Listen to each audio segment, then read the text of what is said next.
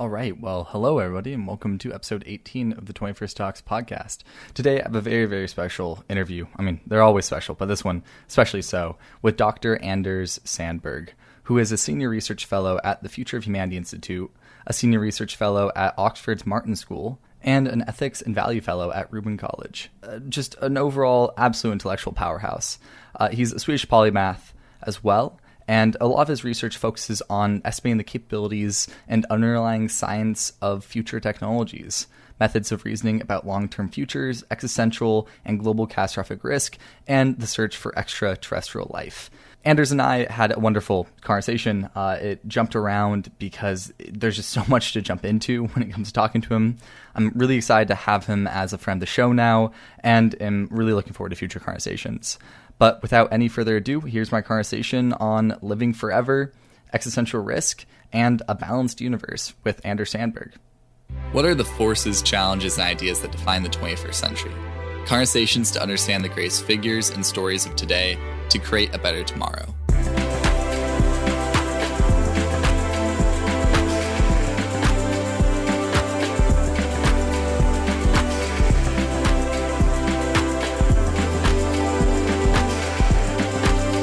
This is the 21st Talks podcast. I would really love to first start off with just hearing a breakdown of who you are, what the work you do is, and like why you do it.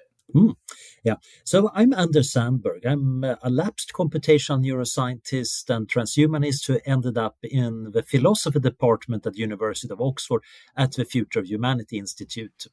And I've been there since 2006 and been doing research about all sorts of different things. I'm perennially interested in everything, which is not very good for focus, but fits with being in a philosophy department. Yeah, it does. It helps with being a sort of shock troop of like academics, right, or intellectualism. I feel like there is also this aspect of philosophy that it thrives in the areas where we don't really know what we're doing. We're trying to make them more rigorous. We're trying to figure out, is there a pattern here? Is there a here in the first place? Sometimes it's just an illusion, and there's always going to be some philosopher always claiming that no matter what you're arguing. And that sharpens your arguments and makes you more aware of what might be going on here. And can we then turn that into something more solid, at which point it usually leaves the philosophy department and becomes its own activity. And you see that as something that's built into the process of doing philosophy, or do you see that as more of a cultural sort of milieu that's added on top of like most philosophical practices? Like, do you see it as a fundamental part of the practice, or just something that happens to coincide with it? I think it is literally at the core of philosophy. In many ways, I would argue philosophy is like the stem cells of science. They are proliferating and generating philosophers, thinking about various random stuff, much of which is pointless. Occasionally, they latch onto a pattern in reality. It becomes its own discipline: natural science, economics, psychology, history, and moves out, gets its own department. And everybody wonders, what are those philosophers actually doing that's useful? They never seem to be achieving it. Yeah, no, that's absolutely it. Please go on. Please go on about this relation between philosophy and science from how you see it as a scientist who does philosophy largely. So my first brush with the philosophy of science didn't come from any lecture or anything like that. It was when I took an extra course, a freshman course in psychology. And I realized that the psychology department at Stockholm University, these people, they don't agree on what the subject is. They don't agree on whether brains have anything to do with it, or what valid methods are, or anything. They're still the same department, and they're keeping peace somewhat. Whoa, that is really weird. And then I went back to the computer science department and realized maybe we're doing the same. Maybe I'm not noticing this because I'm kind of like fish in the water. And I think that is the real value of philosophy. It sometimes makes you realize what you were doing. You can question it. You can look at it from the outside. It's not always useful. Sometimes you actually want to work on the object level problem because that might matter. But you can take a step back or look from it from a different angles. So did you kind of the way when you think about your sort of the history of your career, does it appear that existential risk work and transhumanist thinking was just like kind of bound to happen given other interests you have, or given sort of this like fundamental approach that you have to doing thinking? Like, did it feel like something that just seemed like it would come about anyways? In retrospect, it feels like that, but I'm also very aware that that's probably wrong. Yeah, It that's just very fair. looks like that in retrospect. A lot of careers are built out of sheer randomness. Mm, And even very successful academic careers turn out to have a lot of totally random stuff leading to one thing or another. Now, in my case, I grew up in boring Sweden in the 1970s. I was dreaming myself away by reading all the science fiction novels and then wanting to make them real. So I started reading the science. And that's, of course, a normal pathway to end up in maybe in engineering or science and maybe become a transhumanist.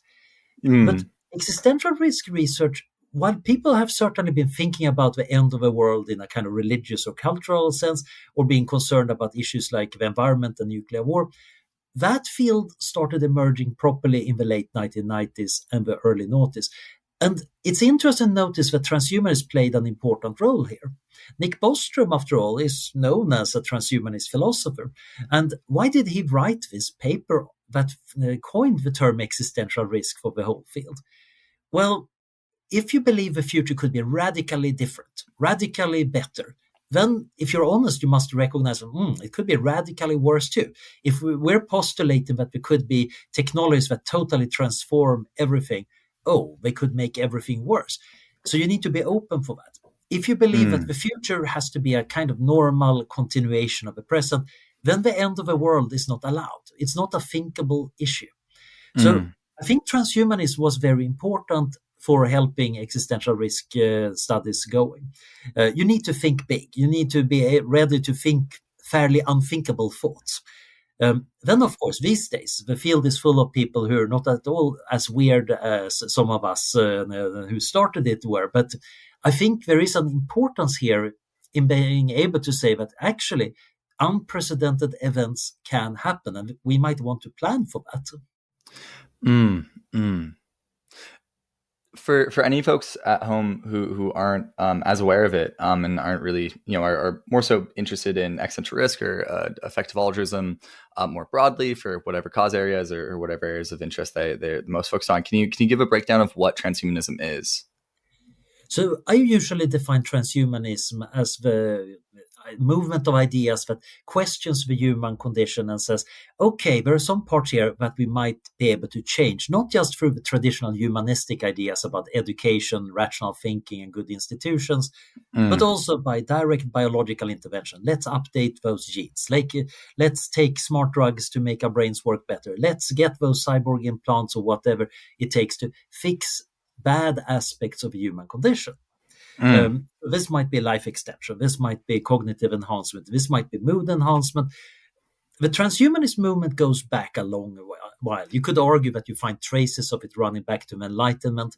In the 1920s and 30s, there was a brief blossoming in Britain around Haldane and Bernal and the others, envisioning a technological and biologically transformed future humanity.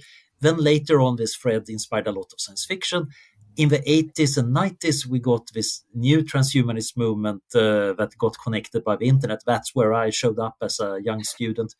And these days, transhumanism is kind of a bit everywhere. In many ways, it's a mm. total victim of its success because many of the ideas are everyday and not that radical anymore. It's not cool and punk to be a transhumanist anymore, at least in many circles. So many people who would, back in the 90s, have joined the mailing lists of transhumanists today join effective altruism or Mm, start a startup to actually implement many of the things we were dreaming about in the 90s. So when it comes to oftentimes when you'll be hearing someone critique transhumanism, it will be around questions of either uncertainty, or it seems around questions of like sort of assuming that transhumanism wants to eradicate all aspects of humanness, right? And it really sounds like, from the way you're describing it at this point, that's not what it is. It's about improving the human condition through technological um, innovations or implementations, right? Whereas there might be some, if we have a sort of more broad sense of that process, right, that project of improving the human condition via technology, in some ways, like, we have been doing that for like the history of like society, right? Like, that just like is using technologies to improve the human condition to make us a bit better at like digging holes to plant crops, or structuring ourselves, or getting from point A to B more efficiently. All these things are implementing technology to improve the human condition. And it sounds like transhumanism is taking that a step further by directly impacting like the things within the like within the skin, right? Like inside the skin sac is where it seems like transhumanist innovations are taking place. Is that a fair assessment of it? Right? It's not to I think completely eradicate it, but I think it's roughly the fair, but there is an interesting aspect of both the external world. In yes. the 90s, we were talking quite a lot about space, artificial intelligence, and nanotechnology. We still are. Yeah. It's just that at least when it comes to space and AI, things are moving faster than expected. Nanotechnology got bogged down because of various sociology of science reasons, which are a separate story. But those external technologies matter, of course, because if you have infinite energy because you have a really easy ways of making solar panels or space, or you can transform matter, then it's much easier to do the things under the skin. Plus, you're Mm. rich enough to actually afford doing that. Even Mm. if we had the advanced genetic technology in the Middle Ages, very few people would have been able to afford those technologies. Being in a materially wealthy and sustainable civilization actually matters quite a bit too. Mm. But the thing that gets people riled up about transhumanism is that it dares to say that the human condition is not optimal and should be Mm. changed. Now, there are many, many forms of critique here, and one can go on at length. This is what I spent much of the notice writing philosophy papers about. Some of them are kind of issues about risk and what about the social impact. But I think Mm. deep down there is this issue. Wait a minute, changing what it means to be a human, is that a proper goal even for a human? So one of Mm. the more famous critiques of transhumanism, Fukuyama's Our Post-Human Future, he's throwing all possible arguments at the wall, trying to convince the reader that transhumanism is a really bad idea. It's not Mm. super convincing. It's actually quite interesting that it gained transhumanists a lot of allies among liberal academics who were thinking Yes. that, oh, if Fukuyama is against this, then I should assume there might be something positive here, which philosophically is a stupid argument, but that's how debates often go. But deep down, Fukuyama's argument is that there is something that makes us human, and if we change that, then we stop being human, and that's a bad thing. Now, you could both argue, of Hmm. course, that maybe he's wrong about that. That maybe actually the core of being human is that we're self-transforming beings. We're actually trying to not just dig holes better, but also live more pleasant lives, etc. And if we come up with a way of doing that, whether that is drinking coffee to be a bit stimulated, or making good education, or upgrading our brains, that is part of what is being human. Indeed, keeping humans from improving themselves is kind of an anti-human thing. You could also argue Mm. that, well, maybe there are better things to be than a human. Maybe post-humans that have transformed some core part of our life, whether that is mortality or being implemented in biology or anything else. Maybe those states are actually so good that it's a good thing to be that kind of being. And even though I might stop being Anders the human, Anders the post-human might be such a good state to be that I should be willing to have this kind of interesting break in my identity. Yeah. Again, we can make a very cool philosophy lecture out of this, but that's where I think the core issue lies. Mm. Yeah. And I think some of the other areas is, one potential concern around, we still do not fully understand what it means to be human. And I like that your response there has injected into it, recognition of that uncertainty. And you're saying, well, maybe a part of what it is to be human is this process of improving ourselves. So we don't need the full answer to like what it means existentially or universally to be, part of the species Homo sapien, because that answer is always going to be one that you can always, be like, oh, the jury's out on this specific aspect of it or that specific aspect of it. At least if you're really thinking about it, like you're gonna like people recognize that we are failing to like thoroughly define ourselves or fully understand ourselves. But your answer seems to say like, well, you don't need to understand what it is to be human every single way possible, but the broader sort of perspective is to be human is to try to be like happier or, you know, more fulfilled or overall flourishing more, right? That is like the process. That is the thing that we're kind of thrown into as human beings. Is that a fair articulation? I'm just trying to say it back to you to make sure I have it quite right. Yeah, I think it's a fair articulation. I think the interesting part here is that having a proper anthropology, literally a science of humans, is a deep, deep philosophical problem. Immanuel Kant, the philosopher, he famously asked these big questions, and usually you bring up the three ones about the kind of what should I be doing and the ethics and all that. But there is a fourth one, and that is, what am I? What kind of being or entity am I? And I think it's an important issue. Now, in philosophy and mathematics, sometimes it's very nice if you have a perfect definition of something. But usually philosophers find that most definitions have weird flaws. And in reality, of course, in order to deal with stuff, we actually don't need to define it that much. In fact, many complex things tend to have very, very slippery definitions because they actually change. What is an economy? What is democracy? Oh, these are things that change. These things are rich, thick, and messy, and we're not going to exactly get a perfect answer. But for many purposes, we might actually be able to get a good enough one to start working on something. So when it comes to the kind of transhumanist project of improving on humanity, we certainly need to wrestle with these questions. And often a suggested improvement actually leads to further questions about this particular domain. If we could get rid of sleep, would that be a good thing? There are both the prudential thing, but maybe there are some very bad side effects of not sleeping. But there are also this question, a sleepless human, would they even be human? Would there be something important lacking there? Now, sleep might not be as problematic as mortality or being in just a single body. But you can certainly use this to play around with it. So even if you reject the general transhumanist project, it's actually a very fun philosophical tool for poking at questions. I have an unpublished, very messy paper about enhancement and criminal justice, in particular punishments. Can you use enhancements as punishment? For example, giving a criminal life extension so you can actually sit in jail for a very long time, which seems to be totally reasonable by certain theories of punishment. Not the ones I subscribe to personally. I think it's a kind of stupid case, but it actually brings up some of the weirdness of his retributive theories. Conversely, what about people who are enhanced?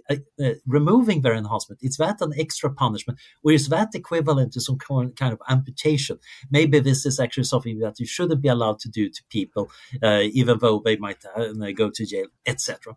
The point here is that the enhancements are helping us think a bit better about hidden assumptions that we have in the philosophy of punishment. So on that last point specifically, I'm quite interested. I guess there's 2 points. One is, God, this is extremely nerdy of me, and I like really think it's weirdly coincidental. There's an entire like lore universe where a part of the dynamic between like the people who are like serving like the, you know, the fancy gods or whatever, well, they'll get these like enhancements and these improvements to their body and other things like that. But they are also like, while being a benefit, are also a curse, right? And I think because of that's like Warhammer 40K is like the universe, right? And I think because of that, there's this sense that I feel like is quite interesting of technological advancements oftentimes being interpreted or just kind of inherently seen in some way as an additional, like as having these downsides, right? It's the classic like, you know, straight out of antiquity stories of like the devil asking you for your wish and then like actually turning into a curse somehow. And I feel like that is so deeply embedded in a lot of perspectives on I guess like improvements to human life or like suggested improvements to human life, especially when it's like a technological add-on. I feel like it's oftentimes easy to have that frame of mind and to think that these advanced technological breakthroughs that might lead to these transhumanist futures might have elements of that, like, you know, devil tricking you type of like dynamic, right? And I feel like that's quite compelling, you know, that the It gift is makes a for a great curse. story.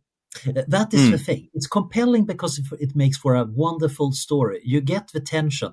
Everybody knows the devil is out to trick you, but exactly. the offer is tempting both to the character in the story and probably to the person experiencing the story. They recognize that were they in that situation, they would also be tempted by this offer.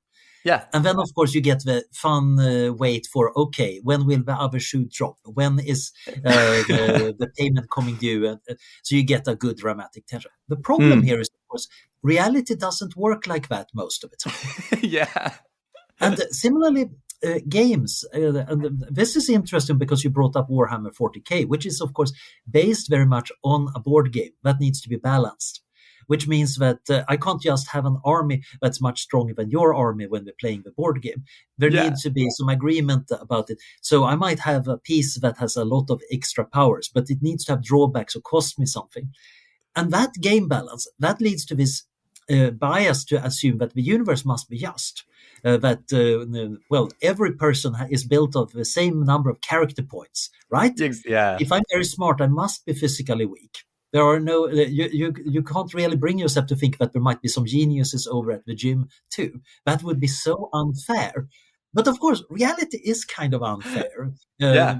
Yes, super geniuses do exist at the gym. Maybe they're rare, but they certainly do exist. The Mm. real story, I think, is that technology is not so much that they come with a price in a nice, balanced way.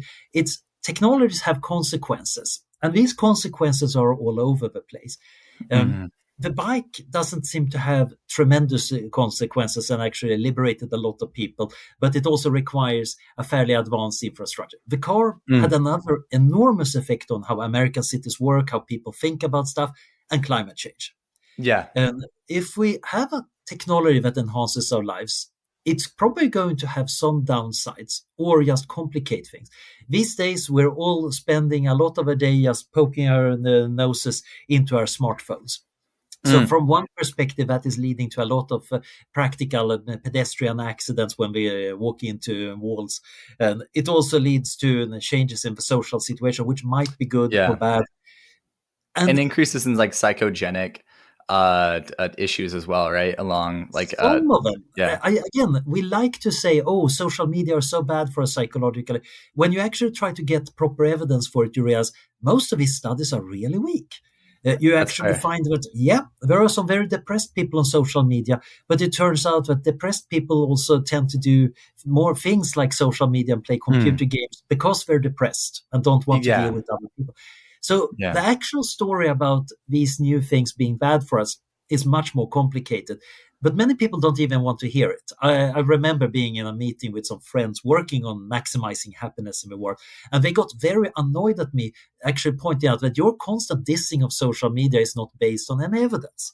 You're actually not bringing evidence to the table here. Here are a few studies that actually dispute what you're saying, because they were so fond of.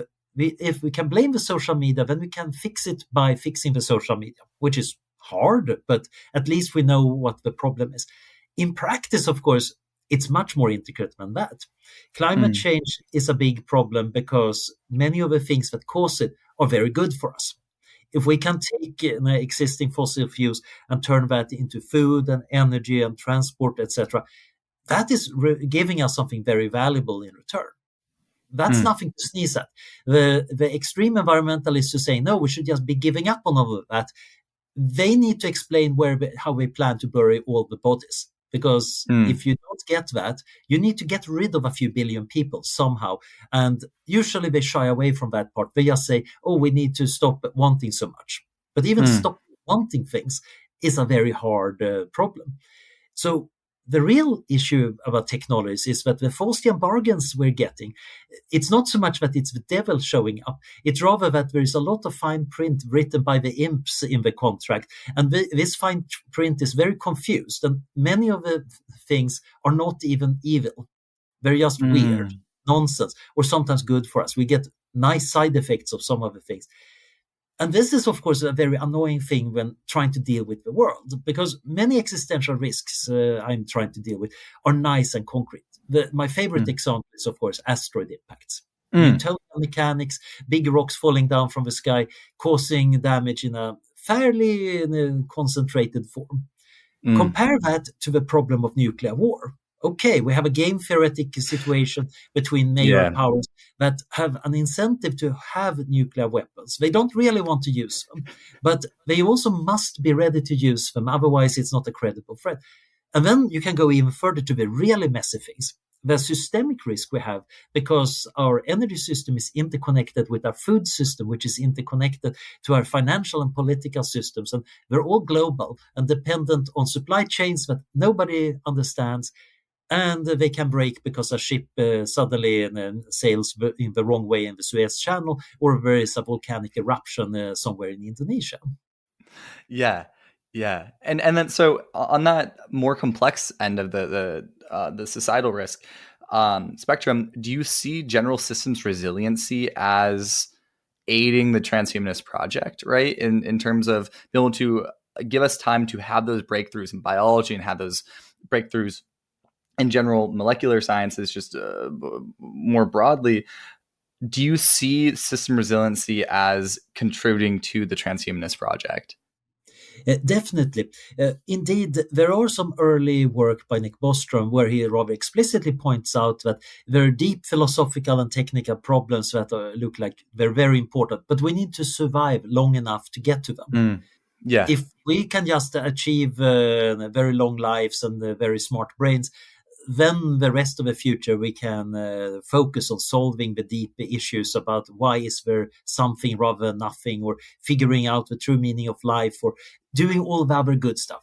But we need to survive long enough to get there. There are various small fires that we need to put out, and we need to avoid the entire house burning down because of some other reasons. Now, the interesting part here is systems resilience has a price. You can make very, very resilient and robust systems, but very quite inefficient.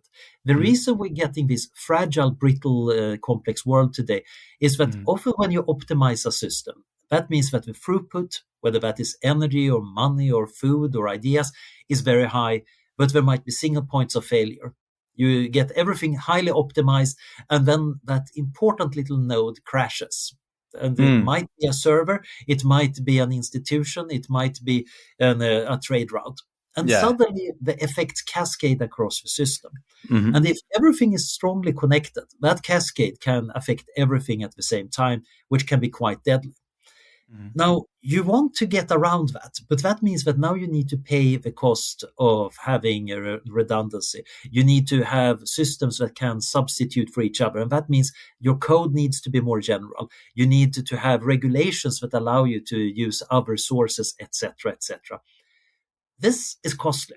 And most of the time, everything works fine. So most of the time, the bean counters and the optimizers are going to say, can't we skimp a bit on that? Do we really need to have a fire extinguisher in every room in the building? They're expensive and they're blocking stuff. If we had it in every other room, things would be better. And then you keep on skimping on that until there is a disaster, and then you rebuild, assuming you survive. And that is the important issue here with X-Risk.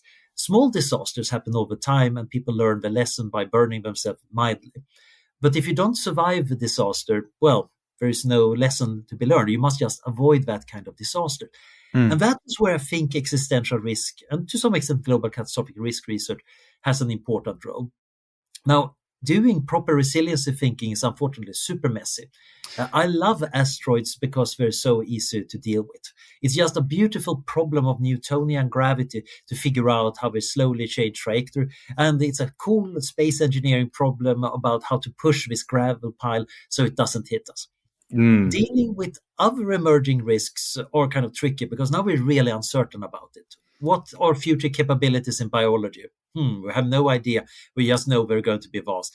AI, this is even harder, and we don't even know how fast it's moving. But that is still relatively clean because it's a technology. The governance of AI is still non-trivial, but we still don't have that much AI. Now, consider climate change, which is linked up with the question how international monetary systems work. oh, we have a lot of people whose entire job it is to pull in different directions. And in order to do something sensible here, you need to get your hands dirty into politics. You need to sit in a lot of boring committee meetings. You need to convince various states people to do certain things, or invent entirely new institutions that pushes the system in the right direction. Mm. This, in many ways, is exhilarating because it's way more heroic in many ways than trying to just figure out the right momentum for something to push an asteroid. But it's also, whoa, so much hard work, and it's so interdisciplinary. Yeah, and it involves getting your hands dirty in a way that I think is just academically and intellectually beyond challenging, right? Because you're playing anytime you're involving other people, right? And this is like when the issues of any sort of approaches to trying to do good that don't emphasize the importance of like the humanities, for example, is like the humanities historically are, these like academic disciplines that are aware of how messy interacting with people is. As soon as you get people involved in something, it becomes much more challenging. It comes to the point where you can't have those clean cut computational, perfect lines, right? And because of that, I do think that it makes sense as a community of people doing extras work or EA work or transhumanist work to really, really highly, praise and support the efforts of people doing that policy or that systemic risk and resiliency work, because it's tricky. Like it's a Bostrom type 0B risk, right? It's all these unaligned actors doing stuff to maximize their own or to kind of further their own agendas and stuff in a way that causes overall worsening existential risk landscapes for everyone, right? For all of humanity. And because of that, you have, just from a game theory standpoint, an unlimited amount of computation you have to do, right? It's because you have to project philosophies of mind too, where it's you have to understand not just what your view is on someone, but understand that your view of their view is also has a certain level of there's a lot of uncertainty there that makes it really hard to use sort of standardized formulas as a way to interact. And I think because of that, it can be really it can almost seem like one of the reasons why EA might have not prioritized doing policy work up until the last 5 to 10 years more so, or I guess 5 years more so, might be because before that there was so much more low-hanging fruit in other areas that felt more clean cut, right? So now it seems like in process of doing good and focusing more so on these systemic risks that are messy, it makes sense why a lot of the sort of EA extras world is shifting some of its resources more towards those even more complex questions, right? Because beforehand it was there's low hanging fruit, like Carl Sagan doing work with to kind of set the field here at Cornell, actually a couple blocks down from where I'm at right now. It was pretty clean cut when he was okay, we don't even know what a nuclear disaster would cause, not geologically, but ecologically, right? We don't know what those results are going to be. So of course he focused on that. Of course that was the priority, right? And not just international policy stuff, even though he still did some work on that. It makes sense why hard sciences were prioritized in EA. Does that idea track from your perspective? I think it does. When I'm looking at the long-term positive futures that I'm writing about right now, I'm always much happier when I can lean on the laws of physics than making any prediction about what any human or future intelligent being would like to do. Because those preferences can be all over the place. I have no theory that bounds what any entity can want to do. And if we're very powerful entities, that means that the universe might get very weird. But it's unlikely that they can reliably break the second law of thermodynamics. The light speed limit is probably going to be pretty firm, no matter how much the posthumans might rail against it. Now, getting back to the smart disposition of our capital of time, effort, intelligence, etc., I think dealing with the nice, neat risks, especially the ones that are technological and physical in nature versus the complex human level risk. It's clear that you want to do a bit of hedging here. Asteroid risk, we know roughly how big it is, so we even know that we don't need to give it an enormous priority. It's just a nice case study. AI risk, we have an interesting epistemic problem because we're very uncertain about how big it actually is. but it looks like it could be very big or very small, but that means we should treat it as it's probably a pretty big thing. But the interesting part here is that is still quite often a technical problem. And that means we can leave out a lot of the game theory. But even applying game theory to people, I think most skilled diplomats will laugh at you if you say, oh, you must be so good at game theory. Because they probably say, yeah, I took some course 50 years ago and I've forgotten all of it. When I'm negotiating with the Chinese, I use my intuition and my experience and a lot of case studies. And that is the interesting thing that happens in that domain. Having data about humans, it's actually doable. We actually have a lot of knowledge about what other humans are like and what we want and how it works. Senior diplomats actually know a thing or two about how to do negotiations. Yeah. It's not like if you're a super genius and you come in and you do the right kind of game theory matrices, you can figure out how to win the negotiation. That's not how it works. So when trying to reduce existential risk and global catastrophic risk, there are different styles. When in the more human-oriented areas, we can't rely on the grand theories as much. We can still use big ideas to guide where we want to go, and a general theory about, existential risk is really, really bad. Systemic risks are a thing. But then we have to get down into the thicket of, okay, how do we do this politics? Are there policies that look like they're unalloyed goods, and can we make them so everybody around the table agree on at least that thing we should have? That seems to be a doable thing.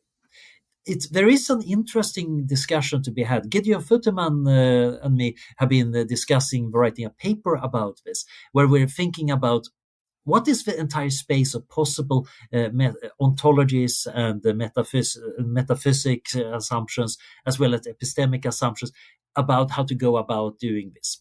Because certainly in this space, there are some people saying that you guys over at FHI, you're all up in the clouds thinking about big abstract theories. You're always ignoring real politics and real data.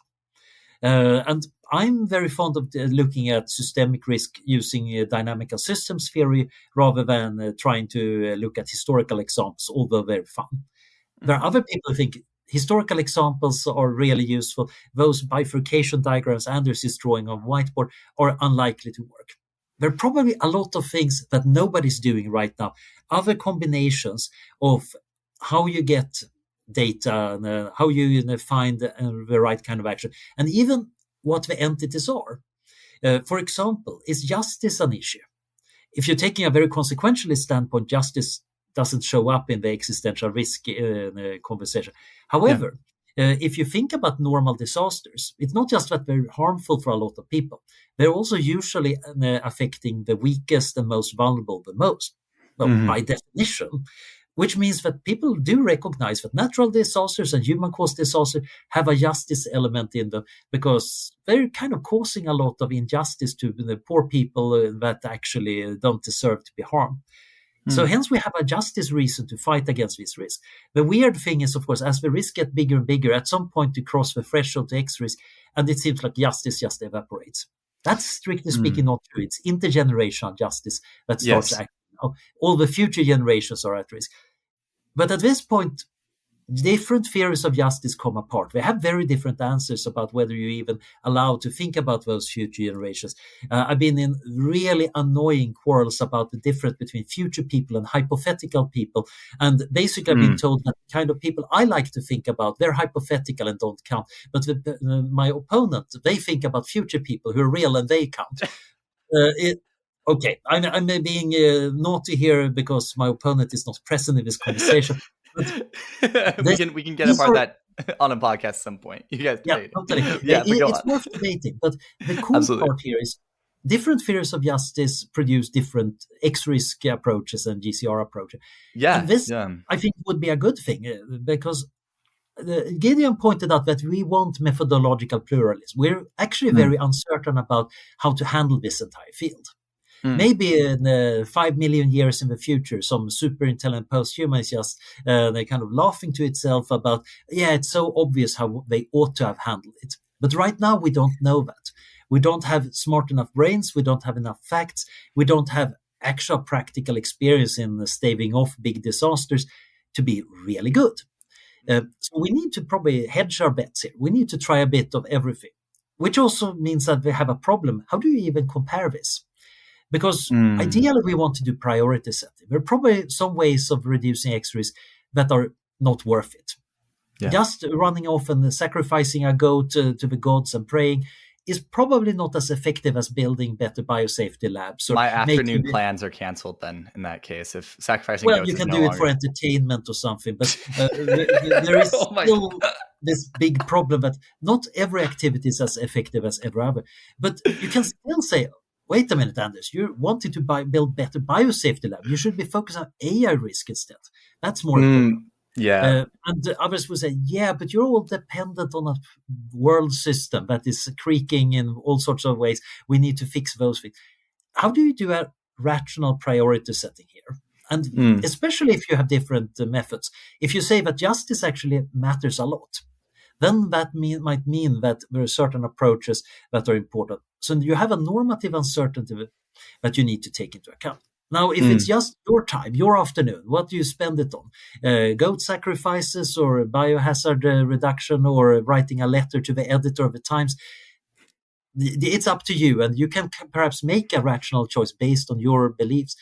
But normally things go better when we pool resources. If we team up, we can probably fix things better, whether that is more effective biosafety or more letters sent to more journals.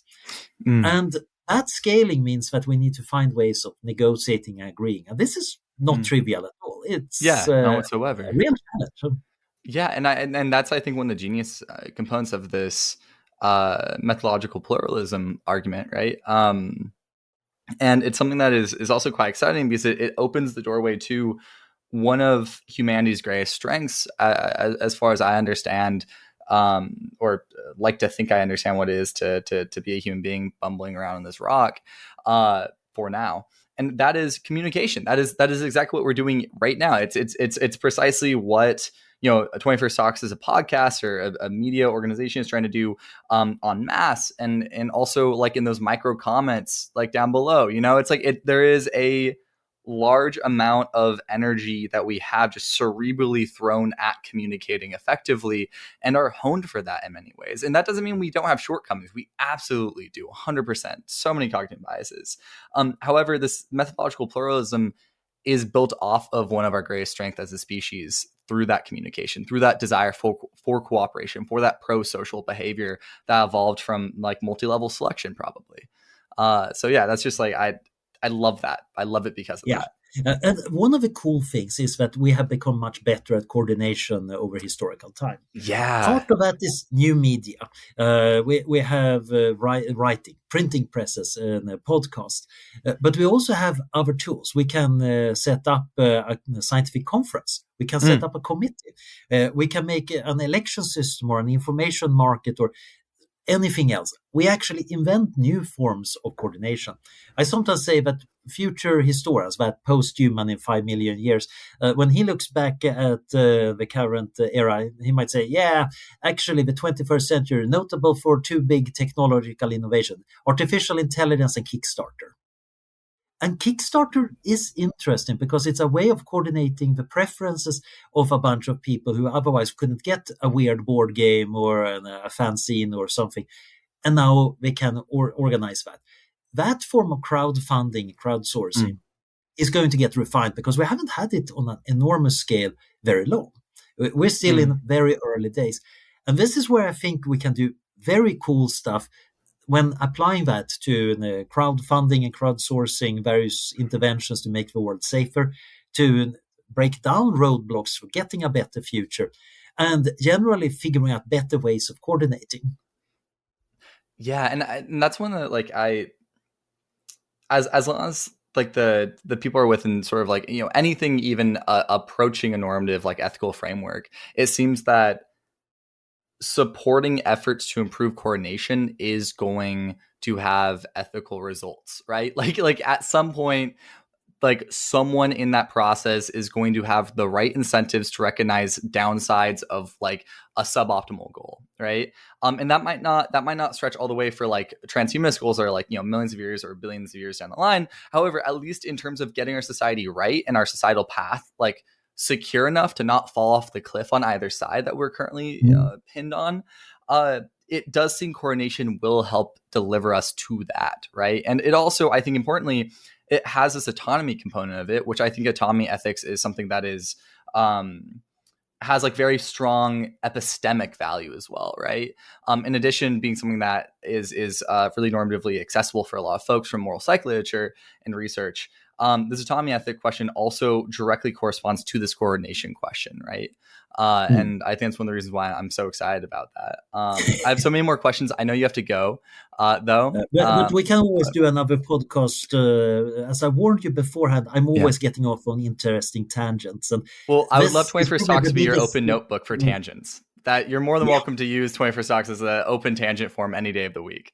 Yeah, no, you have no idea how deep the footnotes can go in that case. Oh, hey, that's perfect. I mean, if all of philosophy ultimately is a footnote to Plato, maybe 21st Talks can be a footnote to some of your work. But I hope you have a wonderful one. It's an absolute pleasure talking with you. Yeah, and I hope you have like a wonderful, wonderful time, like rest of your week. We definitely will schedule something. I want to see you argue against I want to see some debates between you and other people, and so maybe we can set up some sort of group 21st Talks discussion between that might be quite you fun. and your hypothetical versus future people dissident or argument. Yeah, it'll be good. That would be very fun. Then, of course, you bring in the surprise guest, and that is the future generation standing in a corner as a chorus and arguing that their existence is extremely important to them. Or just the one depressed one who's like, it's all right, I guess. Well, thank you very much, and I will. I'll see you in the future. Yeah. Yep. See you in the future.